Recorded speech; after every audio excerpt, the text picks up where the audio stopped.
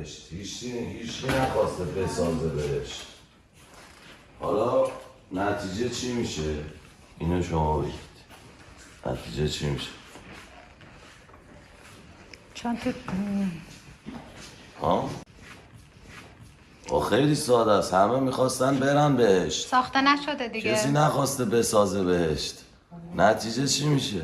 بهشتی نداره. نتیجه اینه که بهشتی وجود میگم نداره. ساخته نشده دیگه.